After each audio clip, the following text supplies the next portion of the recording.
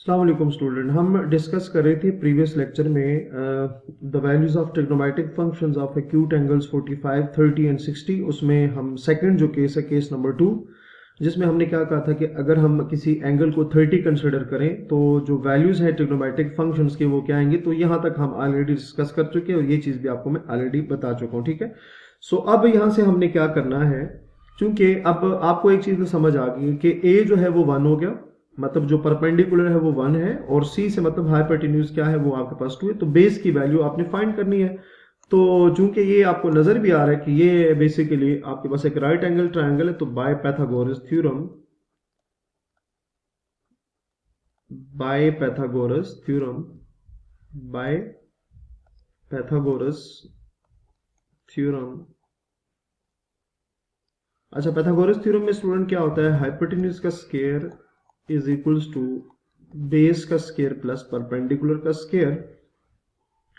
तो हाइपोटेन्यूज का स्क्वायर मतलब सी का स्क्वायर, सी की वैल्यू क्या है 2, तो ये आ जाएगा 2 स्क्वायर। बेस का स्क्वायर तो बेस है आपके पास बी, ये अभी अननोन है क्योंकि, तो ये आ जाएगा बी स्क्वायर प्लस परपेंडिकुलर का स्क्वायर, मतलब परपेंडिकुलर तो ए है और ए की वैल्यू क्या है 1, सो 1 का स्क्वायर। 2 स्क्वायर आपके पास आ जाएगा 4 is equals to B square, 1 का square 1, 4 minus 1 is equals to b square and b square will be equals to 3। दोनों साइडों पर स्क्वायर रूट अप्लाई करेंगे तो हमारे पास जो b की वैल्यू है ना स्टूडेंट, वो आ जाएगी प्लस माइनस अंडर रूट 3 आएगी, लेकिन यहां से हम b की वैल्यू को पॉजिटिव ही कंसिडर करेंगे। ठीक है, सो b वैल्यू आ जाएगी अंडर रूट 3। वैल्यू पॉजिटिव क्यों कंसिडर करें कि b जो है वो बेसिकली डिस्टेंस है, लेंथ है, a से लेकर c की लेंथ है, तो लेंथ कभी भी नेगेटिव नहीं हो सकती, इसलिए हमने यहाँ पर पॉजिटिव वैल्यू कंसिडर करनी है। तो यहाँ पर आप b की वैल्यू लिख दें, और b की वैल्यू क्या है स्टूडेंट, अंडर रूट 3, सो ये अंडर रूट 3 आ जाएगा।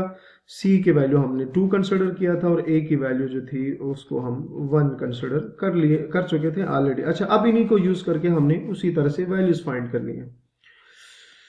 अच्छा जी स्टूडेंट, आपको पता है अगेन हम उसी तरह, अब इसमें a जो था वो हमने लिया हुआ था 30, मतलब इस एंगल को हमने कंसिडर किया हुआ था। तो अब अगेन आप लिखोगे कि sine 30 is equals to some people have, ये आपको पता है, पीपल से मतलब परपेंडिकुलर है 1 और हैव से मतलब 2, तो क्या आ जाएगा 1/2।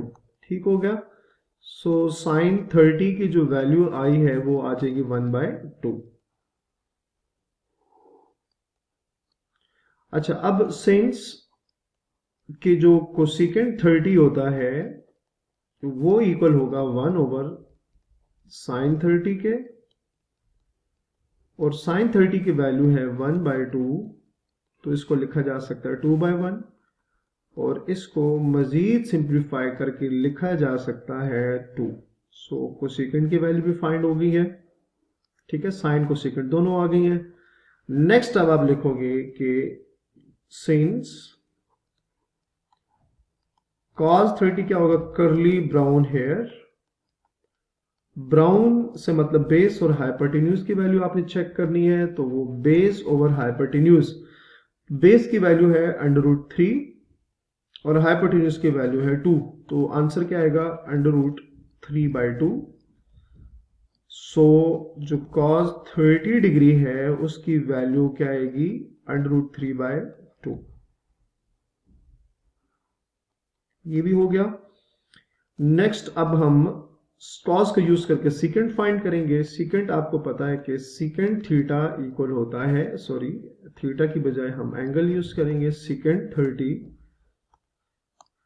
क्योंकि a हमारे पास 30 था, secant 30 is equals to 1/cos 30, और cos 30 की वैल्यू स्टूडेंट्स अभी हमने फाइंड की है, वो क्या आ रही थी under root 3/2।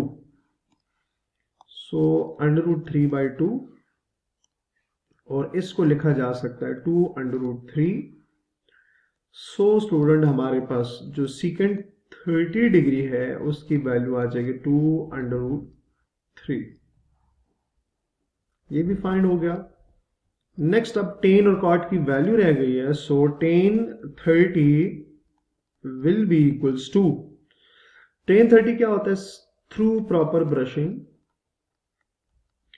Proper brushing perpendicular over base check करने जा रहे हैं हम। तो perpendicular over base, perpendicular over base, perpendicular है 1 और बेस है आपके पास √3, सो 1 ओवर √3 आएगा, 1 ओवर √3। सो परपेंडिकुलर 1 और बेस था √3, सो जो tan 30 डिग्री है वो इक्वल आ जाएगा 1 ओवर √3। अब tan को यूज करके हम cot की वैल्यू फाइंड करेंगे। सो cot थीटा, सॉरी मैं यहां पर cot 30 डिग्रीज 1/tan 30 होता है। अच्छा जी, अब 1/tan 30, तो tan 30 की वैल्यू है 1 ओवर √3, ये आ जाएगा आपके पास √3। सो cot 30 डिग्री विल बी √3। ठीक हो गया।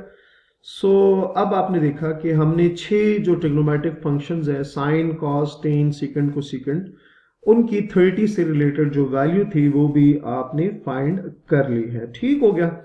सो ये था हमारे पास केस नंबर 2। अब नेक्स्ट जो है हमारे पास केस नंबर 3।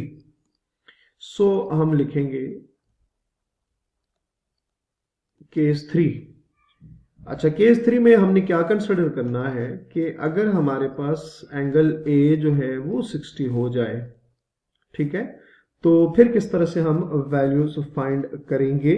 सो वो भी हम क्या करेंगे, देख सकते हैं। अच्छा, उसके लिए अगेन स्टूडेंट आपने एक राइट एंगल ट्रायंगल ड्रॉ करनी है। सो हम एक राइट एंगल ट्रायंगल बना लेते हैं।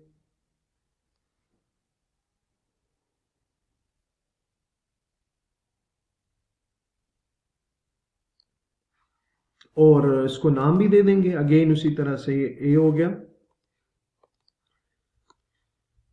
ये ए हो गया, ये बी हो गया एंड ये सी हो गया।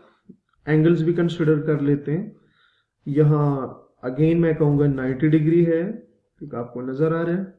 अच्छा, अब ए को हमने कंसिडर किया 60 डिग्री, तो अगर ये 60 है तो ये क्या बनेगा, देन 30 होगा। ठीक है। सो आप लिख सकते हैं कि then angle B will be equals to 30 degree.